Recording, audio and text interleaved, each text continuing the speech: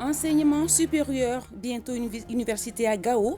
Elle sera construite sur plus de 500 hectares. Le Premier ministre a mis à profit sa mission dans la 7e région pour visiter le site de la future université. La population du village de Béra, qui va abriter l'infrastructure, salue ce projet d'envergure. Les avocats portent tous sans exception une robe noire appelée toge. Cette tenue a des particularités liées à l'éthique et à la déontologie de la profession d'avocat. La toge a son histoire. Elle vous sera contée ce soir dans le dossier de la rédaction avec Aliou Abdoulaye Touré. Vivre en communauté, faire du commerce et partir en aventure, ces trois traits caractéristiques distinguent les Soninké dans notre société. Ils se retrouvent périodiquement pour véhiculer des messages d'union et d'intégration. La 7e édition du Festival international Soninké FISO, c'est pour bientôt, avant le démarrage. La rédaction fait un zoom ce soir sur la communauté. Mariage traditionnel en milieu bamanan, nous allons à la découverte de cette pratique, une sorte d'ablution appelée Kunkoli et Senkoli. Il s'agit d'un rite qui permet aux femmes de passer du statut de célibataire à celui de mariée. C'est le sujet de la chronique Culture et Société. Bamako abrite là du 20 au 24 février le sommet du groupe régional africain de l'Union internationale des magistrats. Pour en parler, nous recevons comme invité M. Ibrahim Ibila Maïga. Il est le président de la commission d'organisation de l'événement. Merci de rester fidèle à l'ORTM, chers téléspectateurs. Bonsoir et bienvenue aux informations. Bonsoir, M. Maïga. Bonsoir, madame. Merci d'être là. Je Merci reviens bien. vers vous dans quelques instants. Merci bien.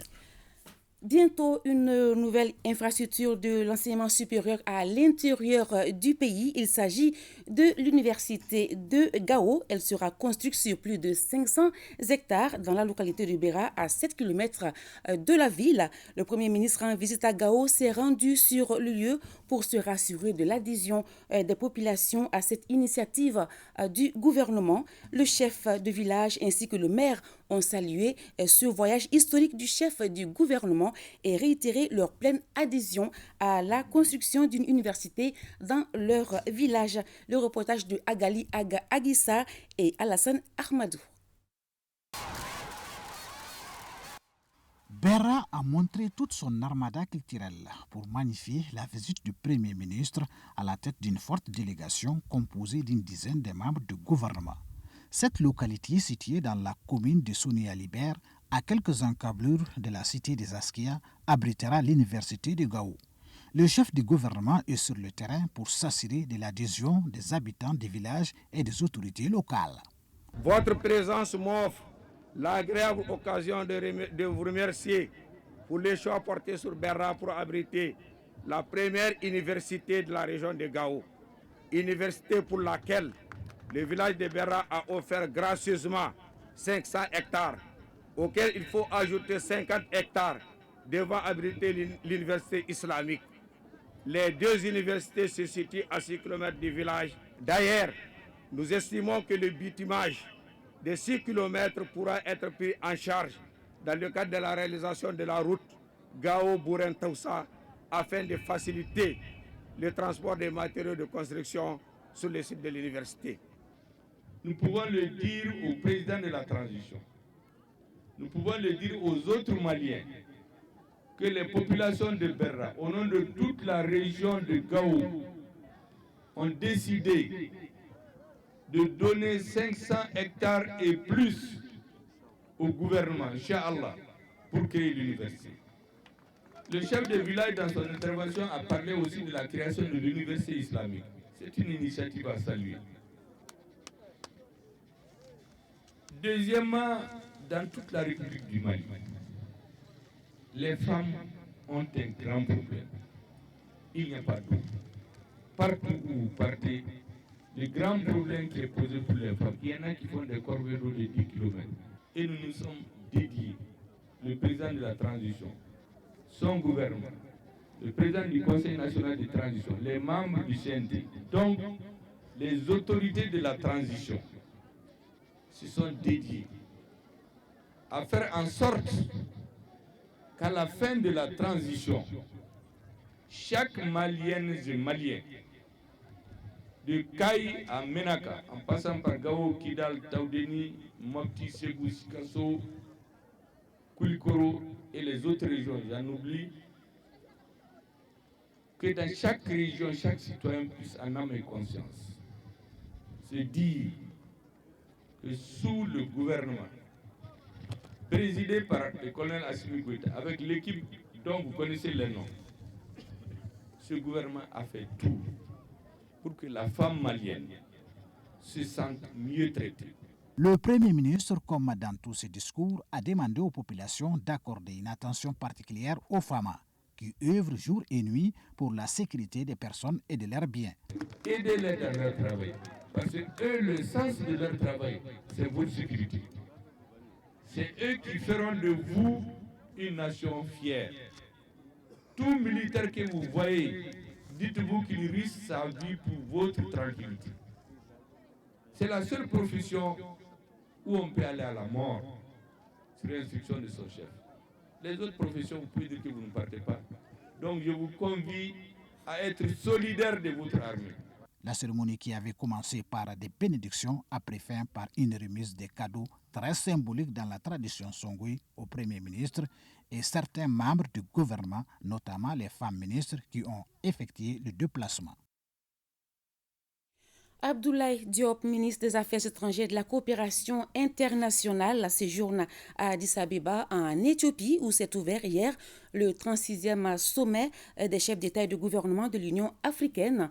Cette visite s'inscrit dans le cadre de la poursuite en marge du 36e sommet de l'Union africaine, du plaidoyer et de la démarche conjointe entamée par les trois pays en transition, à savoir le Burkina Faso, la Guinée et le Mali. C'est en vue de la levée de leur suspension des activités de la CEDEAO et de l'Union africaine. Justement, le président de la Commission de l'Union africaine s'est exprimé sur la question. Le compte-rendu avec Boubacar Kanouté. Dans la dynamique de la volonté commune des chefs d'État du Mali, du Burkina Faso et de la Guinée de mutualiser les efforts face aux défis communs, les ministres en charge des affaires étrangères de ces trois pays en transition ont mené en marge du 36e sommet des chefs d'État et de gouvernement de l'Union africaine tenu à Addis Abeba un plaidoyer conjoint en vue de la levée de suspension de leur pays des activités de la CEDEAO et de l'Union africaine. Quand nous trois nous sommes mis ensemble, c'est parce que aussi pour exprimer la frustration, l'exaspération de nos populations, de se rendre compte que quand nos organisations prennent des décisions, elles ne sont pas souvent conséquentes avec leurs décisions, ni dans la lecture de la situation de nos pays. Quand des situations se passent, il faut avoir à peu près la même lecture. Dans l'application des textes aussi, il faut être conséquent, il faut être cohérent. Je pense qu'il était important le fait que nous nous soyons mis ensemble. Ça nous a donné l'occasion quand même de susciter l'attention et de pouvoir avoir cette écoute-là. Et nous avons compris qu'une bonne note a été prise de cela, qu'il faut non seulement au sein de la CEDEAO qu'il y ait cette cohérence, mais aussi qu'il y ait plus de cohérence entre les actions qui sont prises au niveau de la CEDEAO et celles qui sont prises aussi au niveau de l'Union africaine par rapport à l'appréciation de ces situations. Dans la même veine, ils ont regretté la politique de deux poids, deux mesures dans le traitement des dossiers de leur pays par rapport à des situations similaires ou comparables. À cet égard, ils ont soutenu que le maintien des suspensions constitue une entrave à la mobilisation des appuis régionaux, internationaux en soutien au processus de transition politique dans les trois pays. Et nous voyons qu'il y a très souvent des politiques de deux poids, deux mesures qui ne renforcent ni la crédibilité de nos organisations et qui aussi accréditent la thèse auprès de nos populations que nos organisations sont quelque part instrumentalisées, soit sur des agendas personnels, soit sur des agendas qui sont motivés par l'extérieur. Sur le plan bilatéral, le chef de la diplomatie malienne a été reçu en audience par la présidente de la République fédérale démocratique d'Éthiopie. Il a également rencontré ses homologues du Rwanda, d'Algérie, du Gabon, de la Mauritanie, ainsi que le secrétaire exécutif du mécanisme africain d'évaluation par les pairs et le haut représentant de l'Union africaine pour la Somalie, avec lesquels il a abordé les questions d'intérêt commun.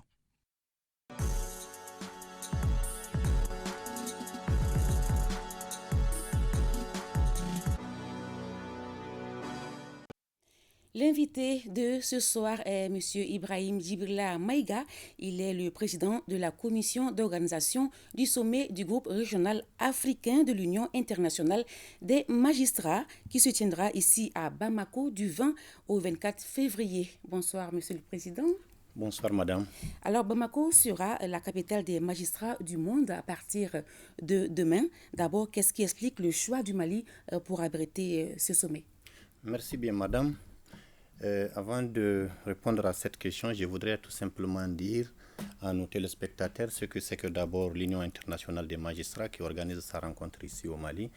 En fait, l'Union internationale des magistrats est cette fêtière internationale des magistrats, une fêtière apolitique, donc à but non lucratif. Si l'on sait aussi que les magistrats, de par leur statut, en fait, sont apolitiques et exercent une fonction indépendante des autres pouvoirs.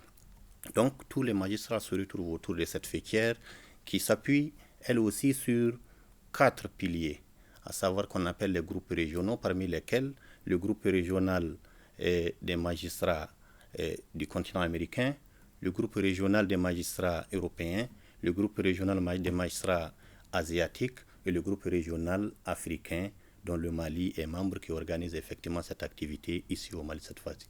Le choix du Mali, en fait, n'a pas obéi à une particularité, puisque dans nos textes, la rencontre s'organise annuellement et à tour de rôle par les pays, par la voie d'une candidature simple, en fait envoyée au siège 1 ou 2 ans au plus avant l'année en question. Donc c'est ainsi que le Mali effectivement a exprimé sa volonté d'organiser l'activité cette année et sa candidature a été validée effectivement en Tunisie en 2019. Nous avions pensé que la crise multidimensionnelle que nous vivons actuellement et depuis au Mali allait être un facteur de blocage.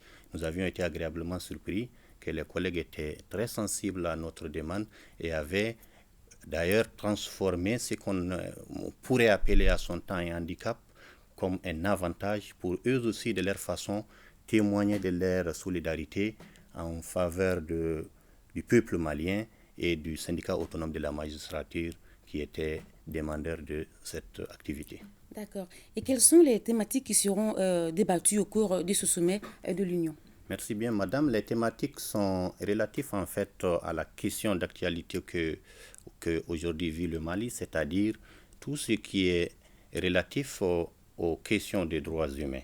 C'est pourquoi nous avons intitulé le thème principal la protection des personnes vulnérables en période de crise. D'accord. On a appelé personnes vulnérables les questions des enfants, les questions des personnes, les questions des minorités. Et ce thème est décliné en 6 thématiques et toutes ces thématiques sont effectivement traitent de cette même question de droits de l'homme sous divers angles.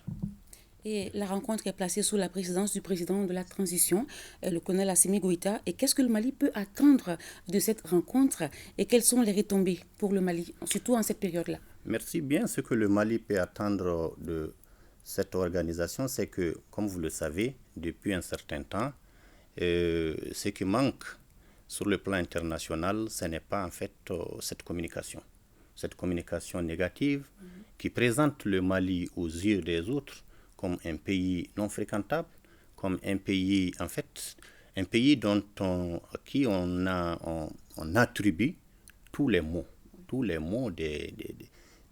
aujourd'hui des sociétés organisées. Je veux dire par là que des choses là qu'on ne devrait pas avoir dans une société organisée. Un pays qui, malgré ce que nous pensons de lui, aujourd'hui rejette les autres, en fait, grosso modo, tous les mauvais qualificatifs.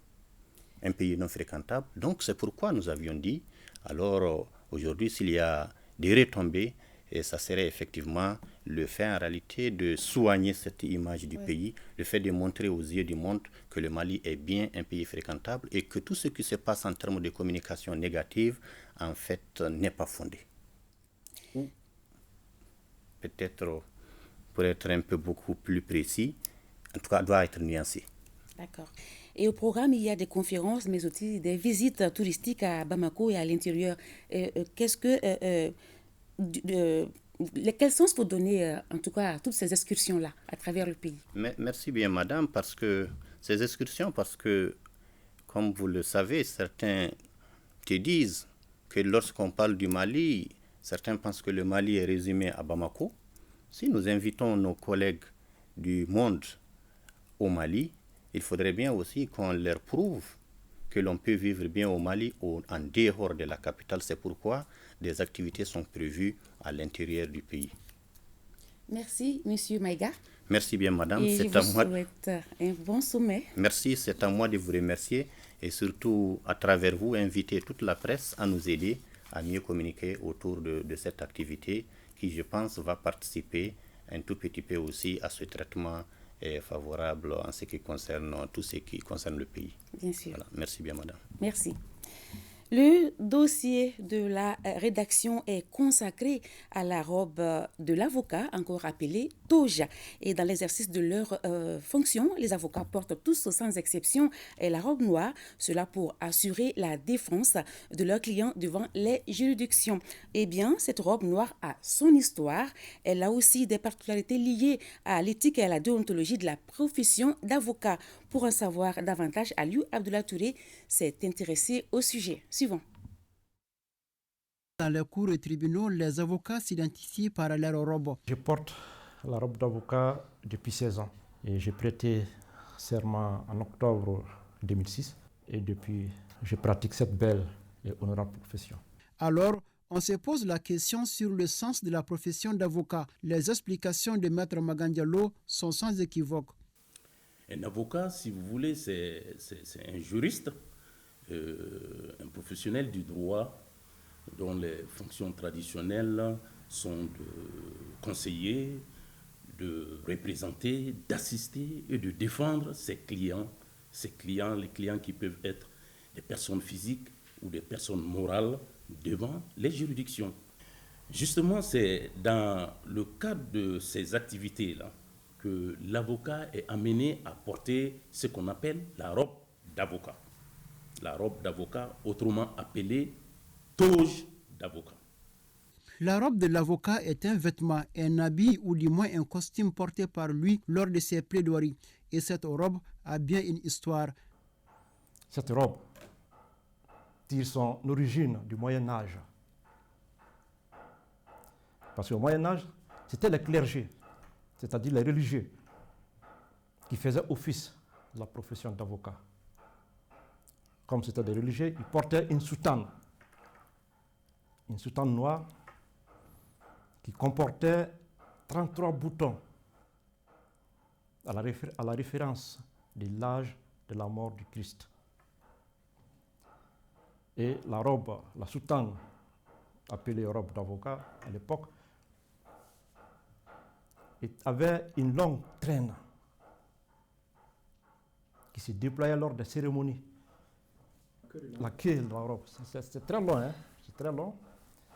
Ça permettait à ceux qui suivaient le juge de ne pas trop s'approcher, au risque de marcher sur la traîne et de trébucher. Au-delà de son caractère historique, la robe de l'avocat présente quelques particularités selon le professionnel. Les particularités d'une robe d'avocat se trouvent essentiellement dans sa couleur.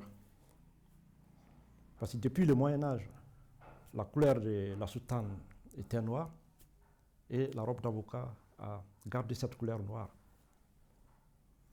Ensuite, elle a des manches larges avec un revêtement en soie noire, en soie. Et c'est vrai, aujourd'hui, elle n'a pas 33 boutons, elle ne comporte pas 33 boutons. La robe comporte un rabat aussi, qui est de couleur blanche et plissé, un tissu de couleur blanche et plissé. Elle comporte aussi une épitoge. Une épitoge, c'est 2 brins de tissu fixés à l'épaule gauche de la robe. Et aux 2 extrémités, il y a une fourrure blanche. Si le port de la robe d'avocat relève de la coutume et de la tradition, au Mali, elle est une obligation. Dans le cadre national, Le règlement intérieur du barreau du Mali, qui date du 17 juillet 1995, aussi précise que l'avocat doit être en robe. L'avocat doit se présenter devant le juge en robe ou devant les juridictions. Donc, on est d'accord que dans le cadre de l'exercice de ces activités judiciaires, je le dis bien judiciaires, l'avocat doit être en robe.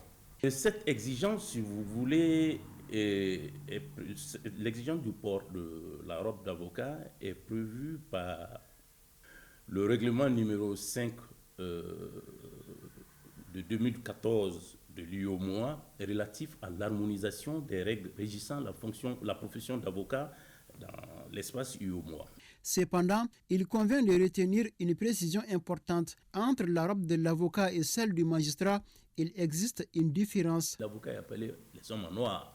Le magistrat, par contre, peut être amené à porter une autre couleur. Le magistrat porte des robes en noir dans certaines circonstances, lors des audiences civiles ou correctionnelles, alors que dans certaines circonstances, dans certains procès, par exemple en assises, lors des assises, les avocats sont en rouge.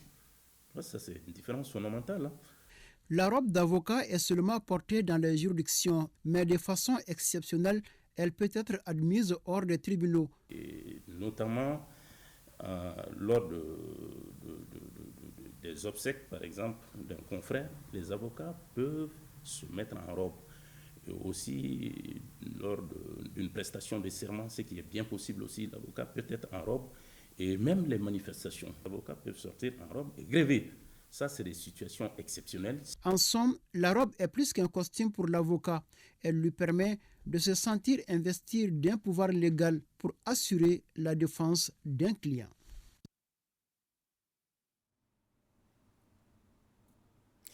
Allons à présent à la rencontre d'un jeune entrepreneur. Il s'appelle Yaya Diko. Il évolue dans la colombiculture, c'est-à-dire l'élevage et la commercialisation de pigeons. Sa spécialité, les pigeons d'ornement, plus précisément les races Mondin et King. Les pigeons d'ornement qu'il élève sont cédés entre 300 000 francs CFA et 2 millions de francs. Disons que cette activité est bien rentable. Colombiculture, un business de passionnés. Le dossier est réalisé Omar Traoré et Bemba Sibi. La vocation, c'est avoir pour métier sa passion, disait un penseur. Et on peut dire, sans risque de se tromper, que la colombiculture, c'est-à-dire l'élevage et la commercialisation de pigeons, est la vocation de Yaya Diko. Passionné d'élevage depuis le bas âge, c'est en 2010, alors qu'il est encore au lycée, que le jeune homme se lance dans cette activité. 13 ans après, son Master 2 en marketing digital en poche, Yaya Diko vit de cette activité. Dans son élevage, installé sur la terrasse du domicile familial 6 à Bako-Digroni, une centaine de paires de pigeons d'ornement, essentiellement la race Mondin et King, et ça marche. Actuellement, là où nous sommes, les pigeons de race d'ornement au Mali, minimum les Mondins, on les vend entre 300 000 et jusqu'à 2 millions. Et l'unité, on peut le vendre jusqu'à 1,5 million par rapport à l'opale. Le marché local est très très important et nous avons des acheteurs. Aujourd'hui, l'élevage de pigeons, ça a beaucoup d'ampleur au niveau mondial. Ce n'est pas que le Mali. Par exemple, j'ai rassemblé des pigeons en France. Je vendais une partie au Bangladesh qui les achetait directement en France pour les amener au Bangladesh. J'ai amené l'autre partie au Mali.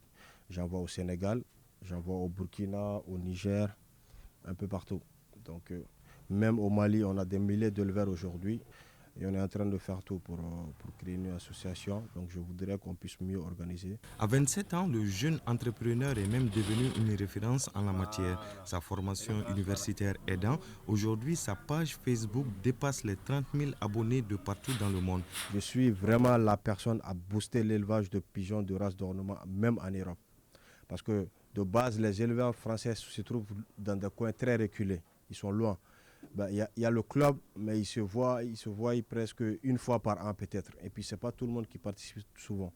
Et grâce à moi, j'ai fait ma page. J'ai commencé à tourner chez tous les éleveurs européens, principalement en France, où je vais voir des éleveurs, je fais des vidéos. Et ça, je l'ai fait. J'ai pris l'initiative par rapport aux éleveurs maliens et aux éleveurs sénégalais par rapport aux éleveurs africains, parce que tout le monde n'a pas eu la chance comme moi d'aller en France. Une plateforme qui facilite les échanges internationaux.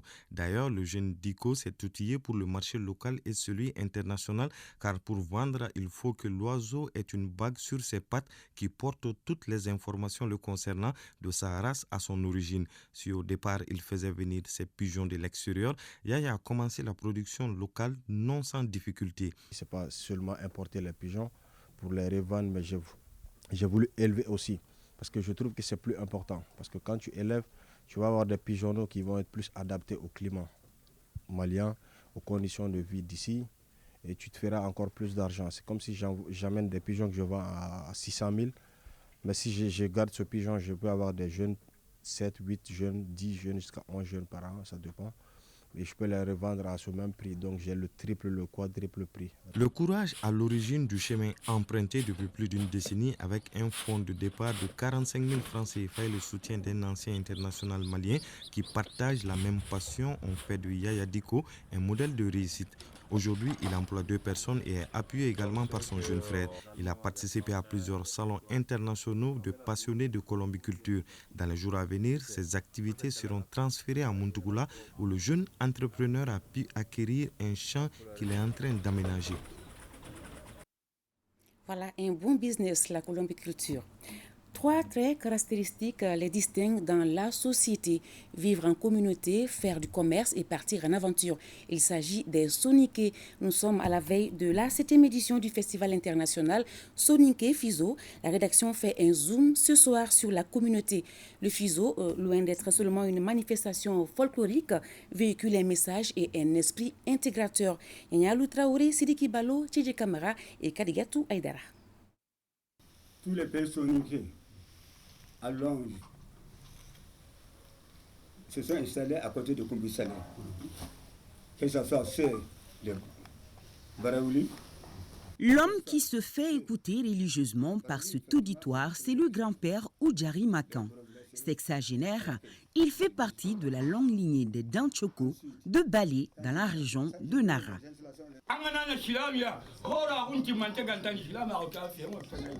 Et justement, il nous relate l'histoire de ses ancêtres à travers les âges et les continents. Les Soninké, on les remonte à très loin. Les athées Soninké, aujourd'hui qui sont devenus musulmans, ils remontent leur départ à partir du pays de Nil lui-même. Vous l'avez sûrement deviné, nous parlons bien des Soninké, si vous voulez Maraka ou Sarakuli. Toutes ces appellations désignent cette communauté qui a pour ancêtre Igo Kassé Dinka, originaire de l'Égypte ancienne. En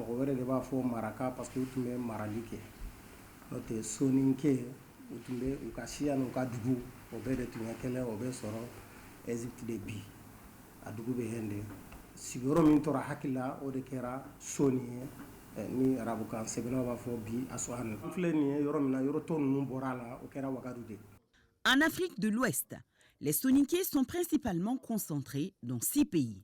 La Gambie, la Guinée-Conakry, la Mauritanie, le Mali, le Sénégal et la Sierra Leone. Le monde soninké est dispersé entre ces États-là. Vous partez jusqu'en Guinée-Bissau, c'est des soninké, une bonne partie, les Soussous par exemple.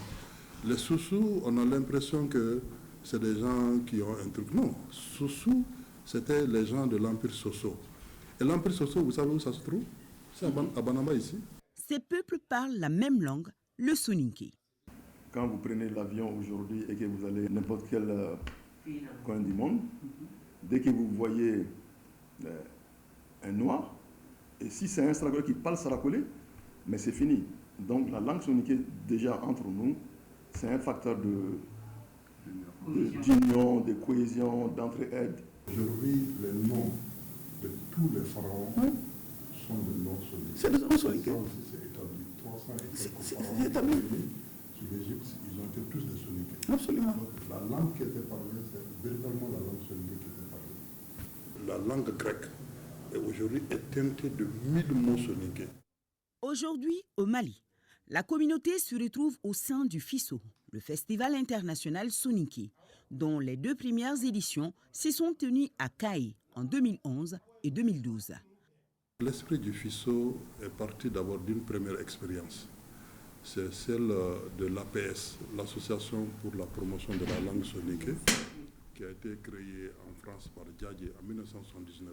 Il s'est battu parce qu'il savait qu'en France, il y avait des enfants soninké qui naissaient et qui risquaient de perdre la langue. Donc il en a fait une promotion. Et aujourd'hui, cette langue, non seulement elle est bien parlée par les enfants de la diaspora, mais Diadje a réussi quelque chose d'extrêmement fabuleux. Enseigner facultativement le soninké dans certains établissements français. La tenue dorénavant tous les 2 ans du Festival international soninké constitue un grand moment de retrouvailles et de partage pour la communauté.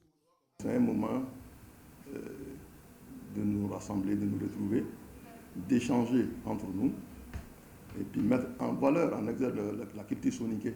Ne pas perdre de vue le fait d'être soninké et rester soninké là où on est, partout où on est, dans n'importe quel pays. C'est-à-dire en solidarité, on est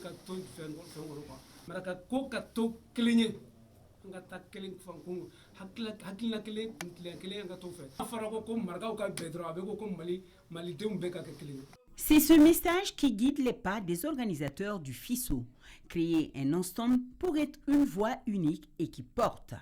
Autre spécificité de la communauté, l'émigration. À un moment donné, on a compris que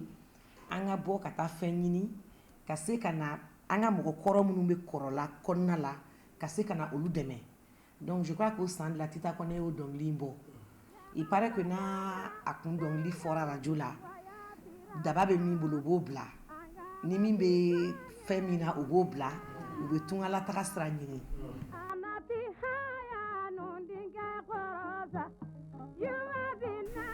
Les derniers permettant, j'ai fait 50 ans, parce que l'indépendant congolais était pris devant ma présence. 50 ans de l'extérieur, je n'ai pas mis pied à Bamako. Lui, c'est Wali Jawara, originaire de Nomo, cercle de Nyoro du Sahel. Patriarche et respecté de la communauté, le vieux Jawara a 83 ans.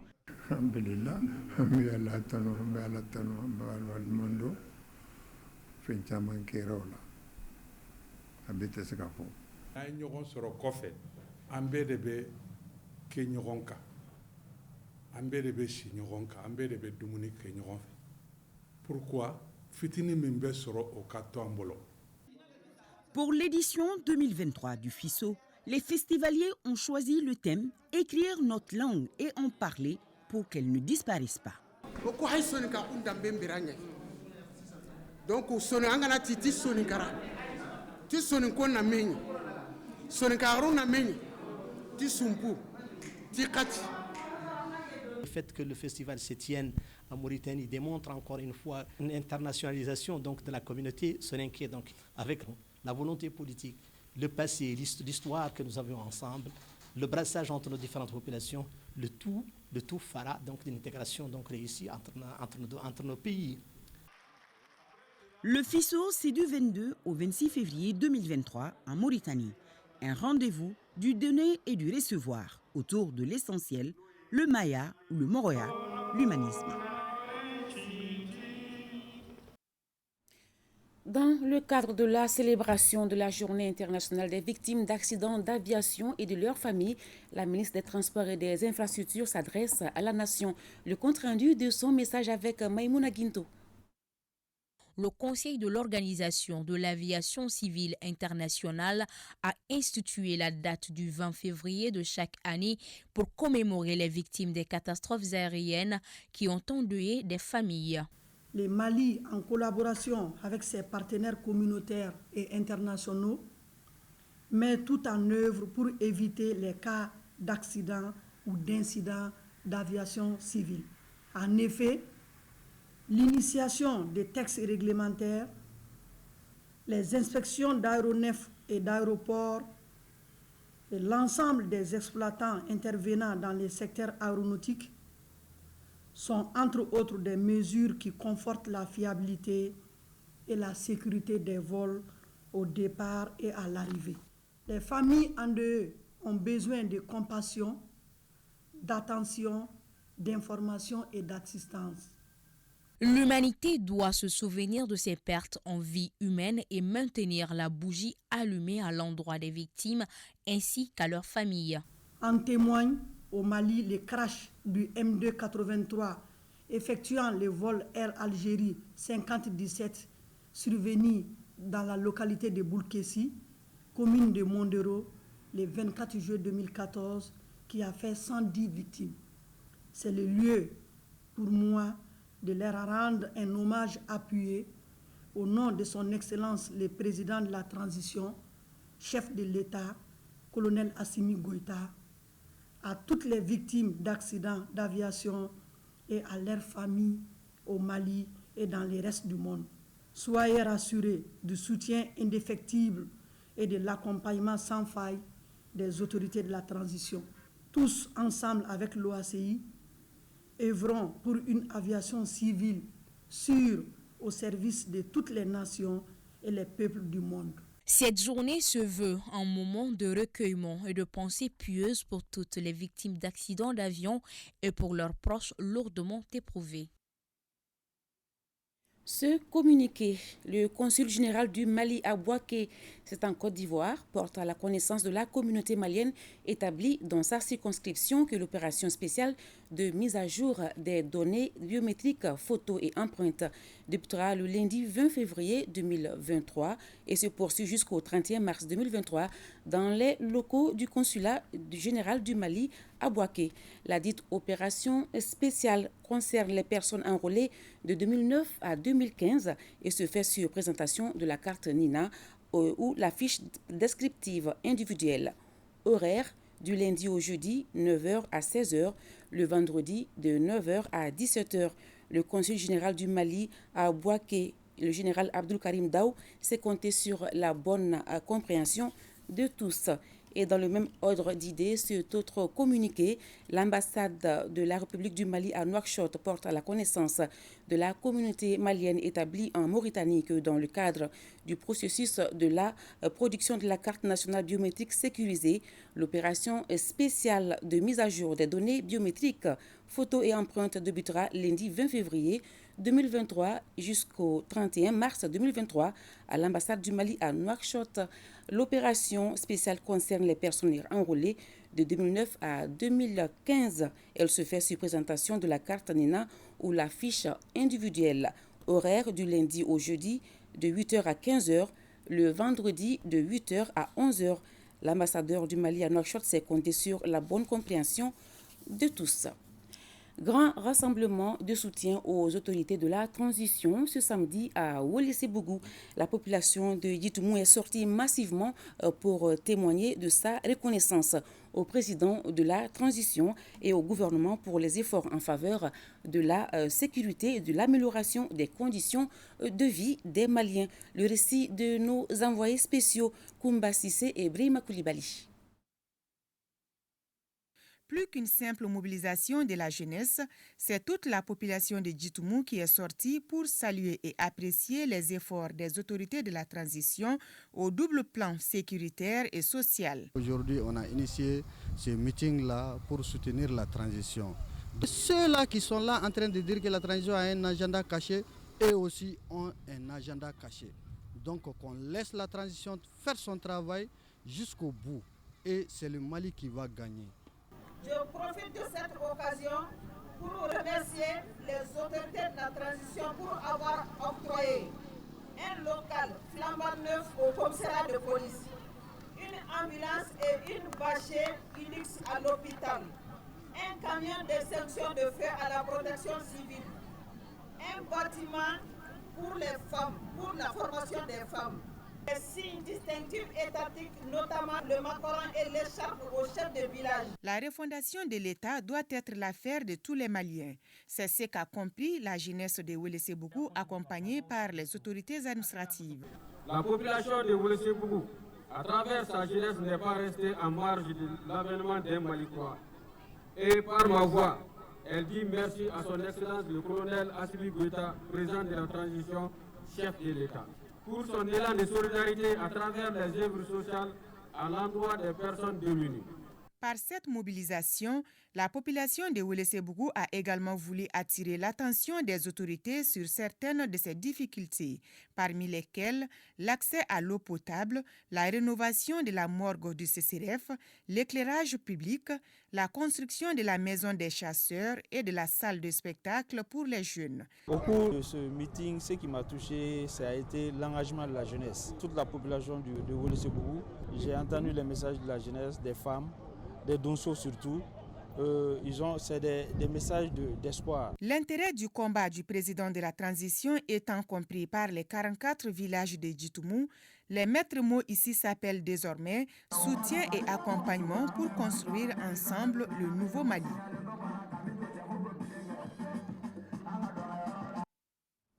Une conférence débat sur les idéaux de la transition est organisée à Kita. Les détails avec Mahamadi Aliou-Bari. L'objectif de cette mission du comité stratégique du M5 RFP à Kita est d'encourager les acteurs à la base pour leur disponibilité à accompagner les autorités de la transition pour un Malikoura inclusif. Pour nous, il était important qu'on vienne à la rencontre des populations pour prendre leurs préoccupations et pour leur dire voilà ce qui a été fait. Assimi a dit nous tiendrons compte du désir de chaque Malien. C'est sur cela qu'on va se baser pour prendre les décisions futures. J'ai compris que dans leur allocution, qu'ils sont tous pour la transition. Ils ont même dit qu'ils sont pour la transition, mais par les actes. C'est vrai, des efforts ont été consentis ça et là pour le bien-être de la souveraineté du Mali, mais les populations de la capitale de l'Arachide fondent leur espoir sur l'ouverture de certains chantiers, dont ceux du désenclavement de la région à travers la reprise du trafic ferroviaire, l'usine Ikoma, entre autres. Des efforts immenses ont été consentis pour le bien-être des populations. On demande toujours la construction d'un hôpital régional de référence, la reprise du trafic ferroviaire, la reprise de l'Ikoma, la réhabilitation de la route Kati-Kita-Kenyeba. Nous sommes dans une période charnière et une période charnière appelle à l'effort de chacune et de chacun d'entre nous. Dans la région de Kita, nous avons vu ici les effets positifs de la transition. J'en veux pour preuve l'octroi dans un délai de 4 semaines au maximum de 9 adductions d'eau sommaire dans des endroits qui n'en espéraient pas moins. Le soutien aux autorités de la transition est un soutien patriotique et qui est de l'apanage de chacun des Maliens, où qu'il soit. La remise des conclusions des ANR et des lettres de remerciement des autorités de la transition aux autorités administratives et coutumières de la région de Kita ont été d'autres temps forts de cette mission du comité stratégique du M5 RFP à Kita. Ouverture ce vendredi à Tombouctou du congrès extraordinaire de la coordination Kel Essouk et sympathisants. Le thème retenu est l'éducation, instrument de cohésion sociale et de tolérance au RTM Tombouctou et Idrissa Goulo Sissoko. Par l'organisation de ce congrès extraordinaire, la coordination Kel Essouk et sympathisants veut faire de ce regroupement un espace d'échange communautaire et d'union autour des idéaux relatifs à l'épanouissement et au développement social et économique de ses membres et de son terroir. Il faut dire que la tribu Kel Essouk a un héritage culturel et religieux important et véhicule un islam tolérant et humaniste. Les objectifs sur lesquels travaille la coordination Kel Essouk sont de contribuer à renforcer la cohésion sociale, à développer les liens fraternels entre toutes les composantes de notre communauté et travailler en faveur du développement durable de notre région Tombouctou en particulier et de notre pays, le Mali en général. Et nous travaillons aussi pour la paix et la réconciliation entre toutes les composantes du peuple malien.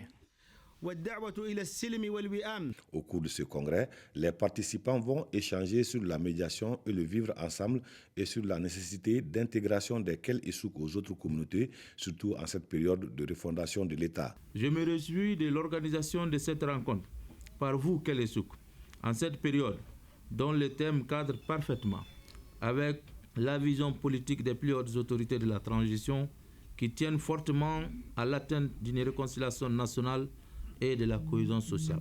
À l'issue de 2 jours de travaux, les congressistes devront produire un document consensuel qui relèvera le rôle dynamique de médiatrice sociale de la communauté Kel Essouk, sa diversité de cultures capable de s'aimer les graines de la paix et de cohésion sociale. Le collectif intégrateur des Imouchak et alliés de la région de Tombouctou a animé ce samedi un point de presse à Bamako. Le collectif appelle les parties signataires de l'accord de paix issu du processus d'Alger à favoriser le dialogue, à privilégier le dialogue et la concertation comme moyen de résolution de leurs différends. Pour plus de précisions, suivant un communiqué lu par Ibrahim Agnok, président du collectif, il est au micro de Mamadou Fane. Le collectif intégrateur des Joumoussar est allié de la région de Tombouctou résolument engagé aux côtés de l'État malien pour renforcer la paix et la cohésion sociale. Il a renouvelé ce soutien au gouvernement ce samedi lors d'un point de presse organisé au siège du collectif. Le collectif a saisi l'occasion pour féliciter l'ensemble des parties signataires de l'accord de paix pour leur détermination et leur engagement à œuvrer pour la réconciliation au Mali. Fidèle donc à ses objectifs et fort de sa composition légitime, les SIAT et salue l'effort des autorités de la transition et les exhorte à continuer la dynamique de consolidation des acquis de la paix, mais aussi exhorte les mouvements signataires, la société civile, les partenaires et amis du Mali, afin de continuer, de persévérer dans leur détermination et engagement pour la paix et la réconciliation au Mali. Il salue également déjà les efforts consentis par les autorités de la transition, mais aussi demande à tous les membres à se resserrer les rangs, qu'on n'a pas de nation de réchange, nous n'avons pas de terroir de réchange, c'est le seul Mali que nous partageons et sur lequel nous devons fonder nos espoirs et sur lequel nous devons décliner également nos visions, quel qu'en soit notre bord sur lequel nous avons en termes d'hégémonie. Le SIAT invite toutes les organisations de la société civile à se joindre à lui afin de mener une facilitation et de renouer le dialogue entre les parties signataires pour mettre fin aux souffrances de la population. Les membres du syndicat national de la santé, de l'action sociale et de la promotion de la famille ont animé un point de presse à la Bourse du Travail. Cette rencontre avec les hommes de médias consiste à édifier l'opinion nationale sur les mouvements de grève à l'hôpital Gabriel Touré et celui du point G. Kodou Dambélé, secrétaire général du syndicat, est au micro de notre reporter Saloum Konaté. Ceux qui veulent faire des mouvements ne sont pas des syndicalistes. Officiellement, ce n'est pas une grève. Ils ne peuvent pas faire de la grève parce qu'ils ne sont pas des comités reconnus par le syndicat national de la santé, de l'action sociale et de promotion de la famille. Ils ne sont pas reconnus. Ils sont nos militants. Au niveau du point G, ils sont suspendus pour 5 ans. C'est le Congrès qui a décidé. Ce n'est pas le secrétaire général, ce n'est pas le bureau national, c'est le Congrès. Pour le Gabriel, le secrétaire général seul était suspendu. Mais pour le point G, c'est le bureau a été suspendu puisqu'ils se sont autoproclamés comité. Alors que ça, c'est une violation dans nos textes. On a écrit au gouvernement à travers le ministère de la fonction publique. Nous avons reconnu le nouveau bureau. Et nous travaillons avec le nouveau bureau. Et c'est ce nouveau bureau qui peut faire la grève, pas les anciens. Ça, c'est fini. Donc les militants qui les suivent, on peut parler avec ceci. En leur disant qu'ils doivent travailler convenablement. Donc moi, je demande aux travailleurs du Gabriel et du Point G de travailler convenablement. Mariage traditionnel en milieu bamana, nous allons à la découverte d'une pratique, une sorte d'ablution appelée Kunkoli et Sinkoli. C'est la thématique de la chronique culture et société de ce soir. Il s'agit d'un rite qui permet aux femmes de passer du statut de célibataire à celui de mariée. La pratique laverait, dit-on, les péchés de l'enfance. Sur le sujet, un sociologue et un homme de culture donnent un regard croisé. Alpha Maïga et Tchédje Kamara.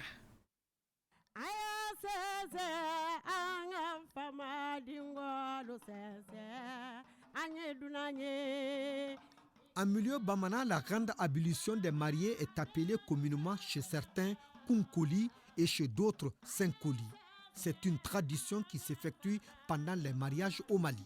C'est un rite, c'est disons une activité qui consacre la femme au statut de femme mariée.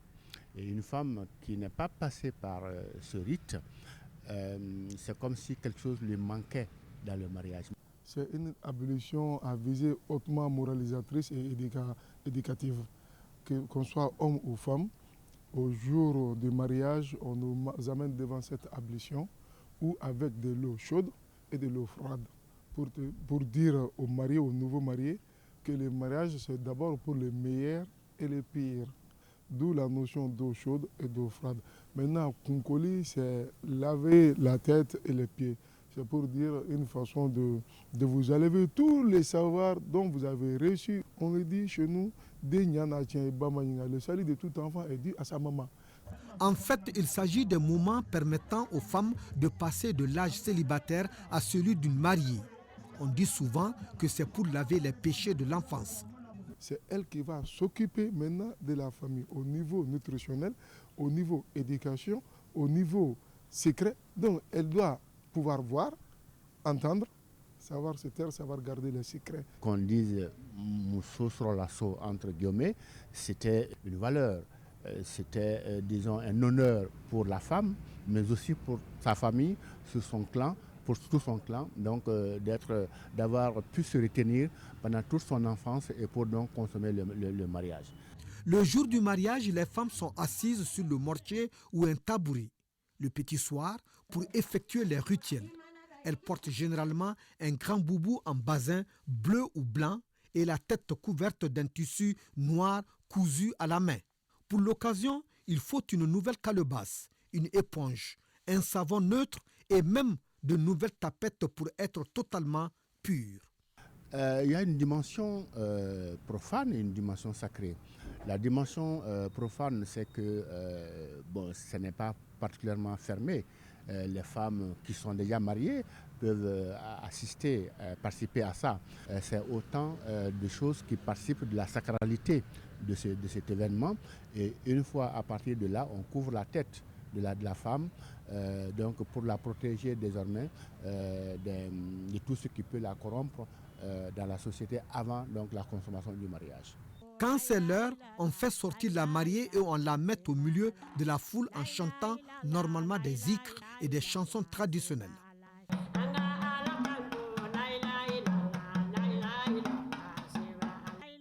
Elle lave les pieds, les mains et le visage et dorénavant la mariée est devenue une femme neuve. Il y avait 10 valeurs qu'on transmettait. On disait à la femme, regarde sous le même angle que ton mari, écoute ce qu'il te dit, dis ce qu'il aime que tu dises, comprends ce qu'il te transmet. Ne sors pas pour vagabonder. Ne prends pas ce qu'il ne te donne pas. Ne lui demande pas ce qu'il n'a pas. Contente-toi de ce qu'il a. Crois en lui, puisque c'est lui ton demi-dieu sur terre. Maintenant, sois son complice. Le moment le plus émouvant, ce sont les louanges de la mariée chantées par les griottes et les messages de ses bienfaits que les parents demandent aux griottes de transmettre. À ce moment-là, rares sont les mariés qui ne laissent pas les larmes jaillir. En se levant du mortier, la mariée fait basculer par derrière ce dernier sans pour autant se retourner.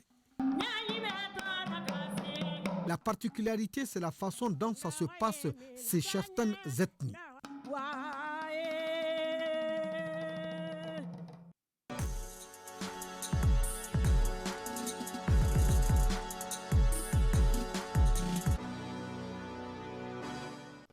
Sidagatou Cissé, bonsoir.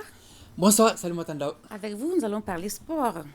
Un coupe de la Confédération l'AS Real de Bamako a été accroché cet après-midi, un but partout par les Tunisiens de l'US Monastir.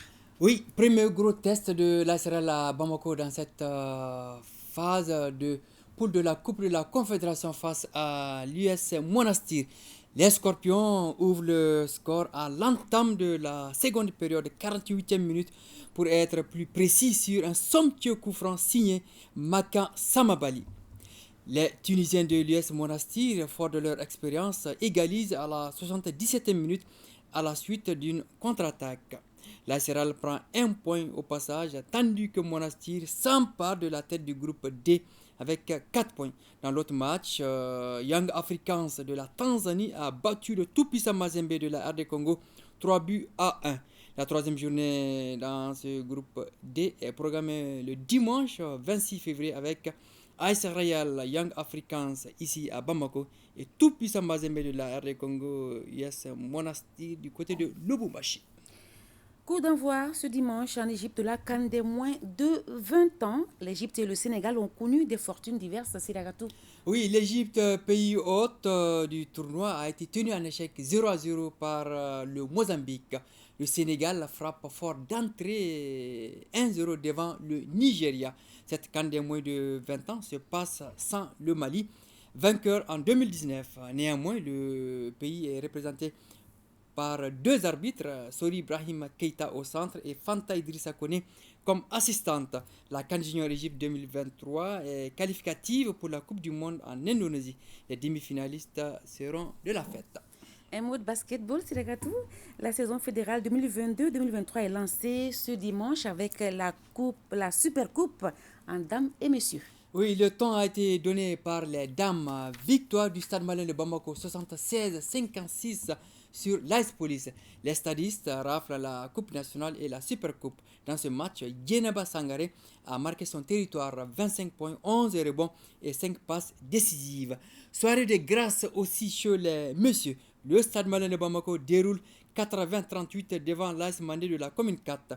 Les Blancs réalisent un triplé Coupe, Championnat et Super Coupe. La saison fédérale 2022-2023 peut démarrer et en force. Merci Siragatou pour cette page de sport. Et c'est ce qui me fait à cette édition. Merci de votre attention. Retrouvez demain 13h Barakissa Ouattara, à 20h Ganyalou Traoré et 23h Bemba Sibi. Merci, bonne suite de programme sur votre télévision nationale.